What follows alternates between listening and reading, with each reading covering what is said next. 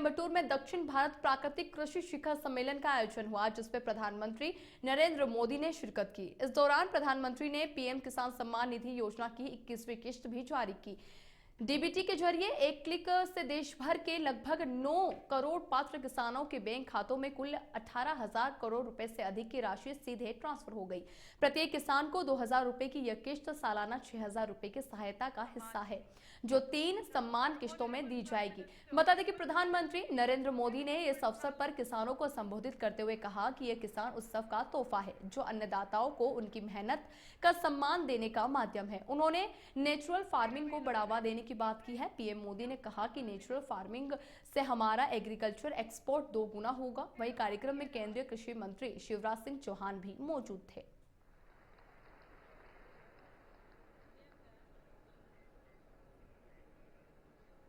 उनका महत्वपूर्ण योगदान यहां रहा है।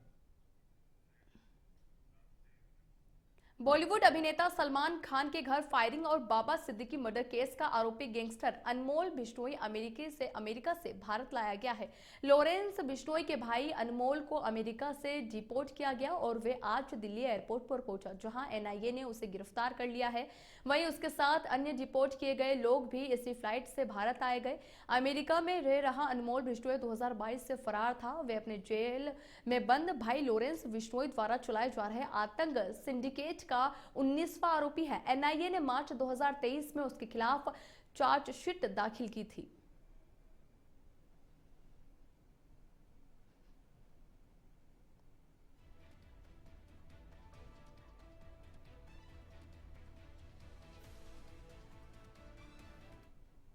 खबरों में आगे बढ़ते हैं। बालाघाट में नक्सलियों से मुठभेड़ में हॉक फोर्स के इंस्पेक्टर आशीष शर्मा शहीद हो गए हैं। उन्हें गोली लगी थी। एंटी नक्सल ऑपरेशन डीजीपी पंकज श्रीवास्तव ने इसकी पुष्टि की है। डीजीपी ने बताया कि बुधवार को मध्य प्रदेश, महाराष्ट्र और छत्तीसगढ़ ने ज्वाइंट ऑपरेशन चलाया था। तीनों राज्यों के सीमावर्ती क्षेत्र के बोर तालाब के पास नक्सलियों के छिपे होने की जानकारी मिली थी। पुलिस के पहुंचने पर नक्सलियों से मुठभेड़ हो गई। तीनों टीमों की लीड कर रहे इंस्पेक्टर आशीष शर्मा को गोली लग गई। उन्हें घायल अवस्था में अस्पताल ले जाया गया, जहां डॉक्टरों ने उन्हें मृत घोषित कर दिया है। वहीं आपको बता दें कि आशीष शर्मा मूल रूप से नरसिंहपुर जिले के गाडरवारा में बोहानी गांव के रहने वाले थे। उनका चयन 2016 में सब इंस्पेक्टर के पद पर हुआ था। इससे पहले वे इंटेलिजेंस में आरक्षक के पद पर सेवाएं दे रहे थे। नक्सलियों का एनकाउंटर करने पर पुरस्कार स्वरूप मध्य प्रदेश सरकार ने आउट ऑफ टर्न प्रमोशन दिया था। पिछले 2 साल में भारत सरकार ने उन्हें 2 वीरता पदक भी दिए हैं।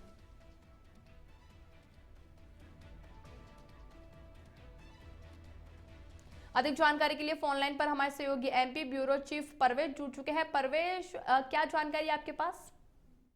देखिए, मैं बताना चाहूंगा इसमें यहाँ की मध्य प्रदेश, छत्तीसगढ़ और महाराष्ट्र की ज्वाइंट टीम जो अभी ऑपरेशन चला रही है नक्सलियों के लिए, संघर्षवीर जवान जो हमारे आशीष शर्मा सब इंस्पेक्टर रहे हैं, उनकी इस दुर्घटना में मृत्यु हो गई है, शहीद हो गए। परिवार और मित्रों ने बताया कि आशीष शर्मा की शादी जनवरी में तय हुई थी और अचानक उनके निधन की खबर से सहकर्मियों और गहरा शोक व्यक्त हुआ है। जी प्रवेश, उनके शरीर को, उनके पार्थिव शरीर को उनके गांव में ले जाया गया है अभी? जी, अभी तो देखिए, ये सुबह की मुठभेड़ की घटना है और तकरीबन 2 घंटे पहले इसकी पुष्टि हुई है डीजीपी एमपी के द्वारा।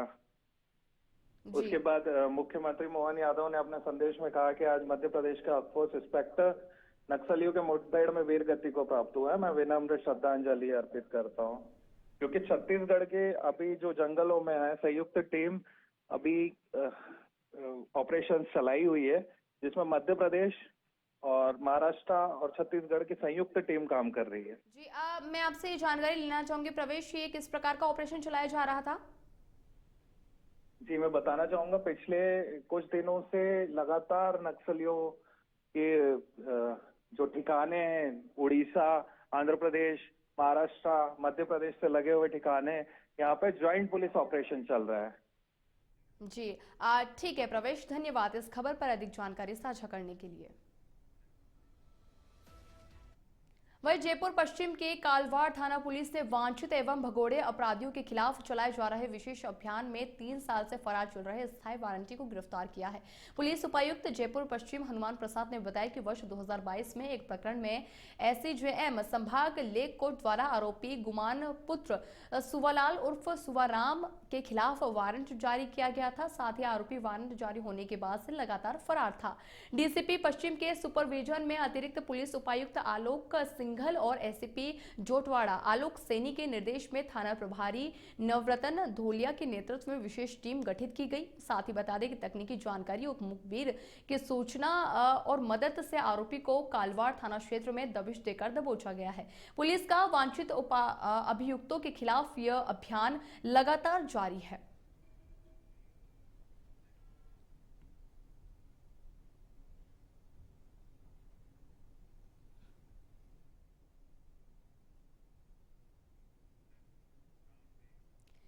खबर भरतपुर से है, जहां बयाना जनाना अस्पताल को 5 साल बाद बड़ी राहत मिली है, क्योंकि अब यहां महिला स्त्री रोग विशेषज्ञ डॉक्टर रेणु गुर्जर तैनात हो गई है। लंबे समय तक इस पद के खाली रहने से ग्रामीण और डांग क्षेत्र की महिलाओं को गंभीर परेशानियों का सामना करना पड़ रहा था और कई बार शर्म या संकोच के कारण वे समय पर इलाज नहीं करवा पा रही थी। डॉक्टर रेणु गुर्जर के आने से अस्पताल की चिकित्सा व्यवस्थाएं मजबूत हुई है और महिलाओं को बेहतर और समय पर उपचार मिल रहा है। पहले से डॉक्टर साहब सिंह मीणा के साथ मिलकर अब 2 विशेषज्ञ डॉक्टर सेवाएं दे रहे हैं, जिससे सिजेरियन और अन्य ऑपरेशनों के लिए बाहर जाने की जरूरत खत्म हो गई है। वहीं महिला डॉक्टर की मौजूदगी से महिलाओं में जागरूकता और भरोसा बढ़ गया है। वे अब निडर होकर अपनी समस्याएं बता रही है, जिससे समय पर इलाज संभव हो पा रहा है। राजस्थान सरकार और मुख्यमंत्री भजनलाल शर्मा के प्रयासों से निःशुल्क और गुणवत्तापूर्ण सेवाएं सुविधाएं उपलब्ध हो रही हैं और अस्पताल में पर्ची, जांच, दवाइयां, परामर्श और भर्ती सभी निःशुल्क प्रदान किए जा रहे हैं, जिससे ग्रामीण महिलाएं और उनके परिवारों को आर्थिक और मानसिक राहत मिली है। छत्तीसगढ़ शासन की महत्वाकांक्षी श्री रामलला दर्शन योजना के अंतर्गत बेमेतरा जिले से चयनित 60 श्रद्धालुओं का दल बुधवार को अयोध्या धाम के लिए रवाना हुआ। रवाना होने से पहले सभी श्रद्धालुओं का कलेक्टोरेट भवन के दृष्टि समाकक्ष में स्वास्थ्य परीक्षण किया गया, जिसके बाद बेमेतरा नगर पालिका अध्यक्ष विजय सिन्हा, डिप्टी कलेक्टर पिंकी मनहर ने श्रद्धालुओं को सकुशल यात्रा की बधाई देते हुए हरी झंडी दिखाकर बस को रवाना किया।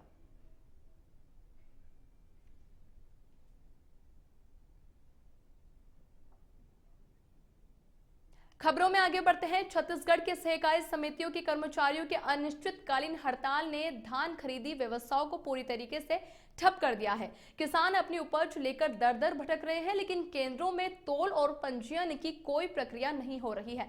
किसानों का यह कहना है कि कर्मचारियों की 5 सूत्रीय मांगों पर सरकार के उदासीन रवैये ने हालत को और भी ज्यादा खराब कर दिया है। साथ ही स्थानीय लोगों और किसानों ने बीजेपी सरकार पर आरोप लगाया है कि आंदोलनरत कर्मचारियों के साथ दमनात्मक व्यवहार किया जा रहा है और किसानों की परेशानियों को नजरअंदाज किया जा रहा है। बालोद जिले में कुल अभी 143 हमारे धान खरीदी केंद्र हैं और 143 धान खरीदी केंद्रों में सभी जगह पे हमारे पास में नियमित रूप से हमारे सचिवों के माध्यम से और आरईओ के माध्यम से हमारी खरीदी कराई जा रही है। किसी भी केंद्र में हड़ताल जैसी कोई स्थिति नहीं है। धान खरीदी का बहुत ही सुचारू रूप से चल रहा है हमारे जिले में, कहीं कोई दिक्कत नहीं है। किसानों को भी कोई परेशानी नहीं है। हम लोग सभी फील्ड पे लगातार विजिट कर रहे हैं। जिला स्तर के अधिकारी 143 अधिकारी हमारे नोडल के रूप में कार्यरत है। वो सभी अपने अपने धान खरीदी केंद्रों में प्रातः 8 बजे से शाम को 6 बजे तक वहां पे उपस्थित रहते हुए पूरी निगरानी कर रहे हैं। अभी तक हमारे जिले में कहीं से भी किसी तरह की कोई शिकायतें प्राप्त नहीं हुई है। 15 तारीख से धान खरीदी प्रारंभ होना ये पूर्व से तय था, परंतु वर्तमान सरकार की कोई भी तैयारी प्रतीत नहीं होती कि किसान के धान खरीदने की सरकार तैयार है। सरकार की कोई भी तैयारी नहीं थी। बहुत बड़े पैमाने में धान खरीदी होती है छत्तीसगढ़ में, जैसा आपने कहा किसानों का प्रदेश है, परंतु सरकार संवेदनहीनता बरतते हुए किसानों के धान खरीदने के लिए कोई भी तैयारी नहीं की। और जब धान खरीदी के रीढ़ जो कर्मचारी गण हैं वो अपनी जायज मांगों को लेकर आज हड़ताल पर बैठे हैं, सरकार उन पर क्रूरता कर रही है। उनको सवेरे से किसी अपराधियों की तरह उनको घर से उठाकर ले जा रही है। ये सरकार वहीं राजधानी रायपुर के राजेंद्र नगर थाना इलाके में सोमवार देर रात एक दुखद घटना सामने आई है, जहां पुलिस विभाग ने पदस्थ एक जवान ने खाली प्लॉट में पेड़ से फांसी लगाकर आत्महत्या कर ली। घटना की सूचना के बाद पुलिस महकमे में शोक की लहर फैल गई है। फिलहाल आत्महत्या के कारणों का खुलासा नहीं हो सका है।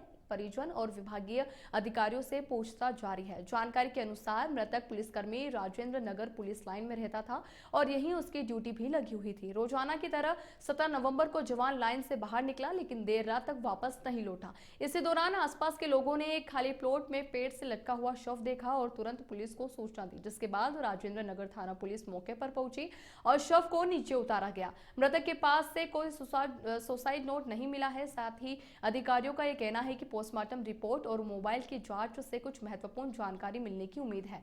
प्रारंभिक पूछताछ में सहकर्मियों ने बताया कि मृतक पिछले कुछ दिनों से मानसिक दबाव में था। वहीं मौके से जुटाए गए सबूत, मोबाइल डेटा और परिजनों से मिले बयानों को जांच में शामिल कर दिया गया है। आयोग के निर्देशानुसार करौली जिले में विशेष गहन पूर्ण निरीक्षण कार्यक्रम जारी है। बुधवार को जिला निर्वाचन अधिकारी नीलाभ सक्सेना ने करौली नगर परिषद और मासलपुर में बूथ लेवल अधिकारियों द्वारा किए जा रहे परिगणना प्रपत्रों की वितरण और भरवाने की कार्य का औचक निरीक्षण किया। उन्होंने निर्देश दिए कि बीएलओ और सहायक बीएलओ अधिक से अधिक गणना प्रपत्रों का संग्रहण करें और उन्हें निर्धारित समय सीमा में डिजिटाइज करें। साथ ही वॉलंटियर्स अपने अपने क्षेत्र में जाकर मतदाताओं, खासकर महिला मतदाताओं की 2002 की मतदाता सूची से संबंधित जानकारी बीएलओ को उपलब्ध कराए। निरीक्षण के दौरान यह भी बताया गया कि अगर किसी मतदाता का नाम पुरानी सूची में नहीं है तो परिवार के अन्य सदस्यों के नाम से संबंध स्थापित कर मैपिंग की जाएगी। नए मतदाता फॉर्म नंबर 6 के साथ आयु और निवास प्रमाण पत्र प्रस्तुत कर नाम दर्ज करा सकते हैं, जबकि वोटर आईडी में पिता के नाम जैसी त्रुटि फॉर्म नंबर 8 भरकर दावे एवं आपत्ति अवधि में सुधारी जा सकती है। इस मौके पर कई अधिकारी और कर्मचारी भी मौजूद रहे।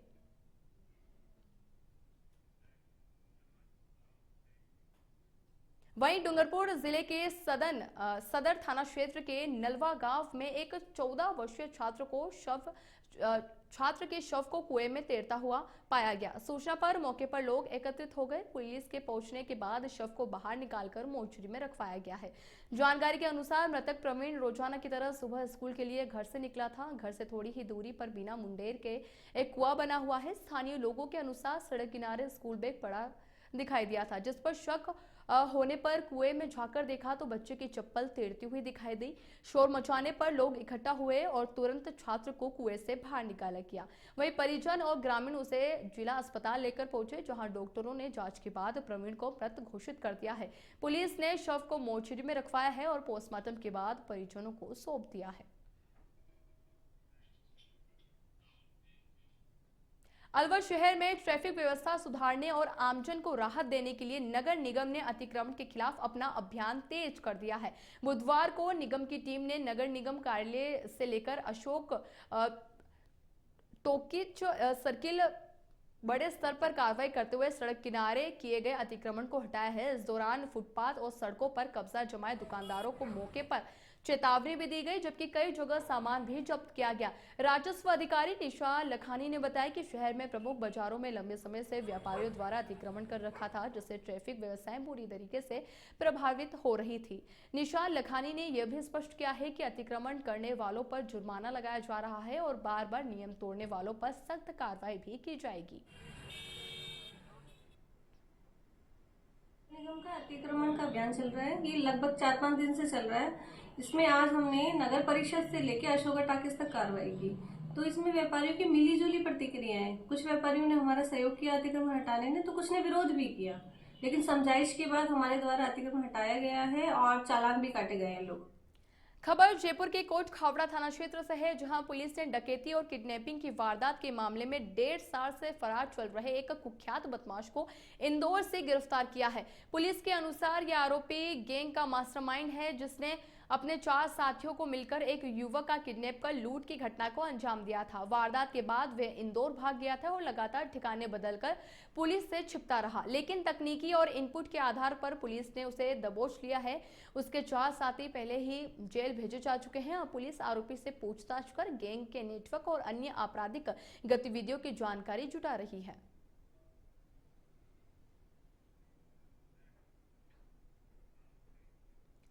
खबर कोटा से है, जहां महावीर नगर थाना क्षेत्र में एक महिला पर पति द्वारा जानलेवा हमला किया गया। घायल महिला गिरिजेश ने बताया कि पति खुशराज ने जूस पिलाने और डॉक्टर को दिखाने के बहाने उसे बाहर बुलाया, सुनसान सड़क पर झाड़ियों में धक्का देकर गिराया है और चाकू से उसका एक कान भी काट दिया है। महिला पिछले 2 महीने से मायके में रह रही थी। घटना के बाद आरोपी खुद थाने पहुंचा, लेकिन महिला ने इसे सोची समझी साजिश बताया है। महिला ने आरोपी पति को गिरफ्तार कर लिया है, जबकि महिला का MBS अस्पताल में फिलहाल इलाज चल रहा है।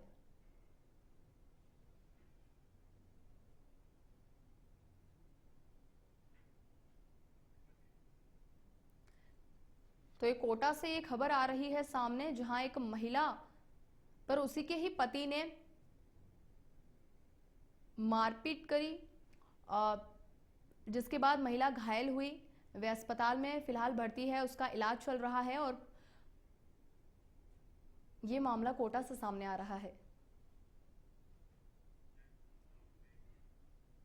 अलवर शहर में बुधवार सुबह शांति कुंज 111 निवासी 48 वर्षीय फॉरेस्ट ऑफिसर जोगिंदर सिंह चौहान अपने 11 वर्षीय बेटे के साथ टहलने निकले थे, तभी एक तेज रफ्तार कार ने उन्हें टक्कर मार दी।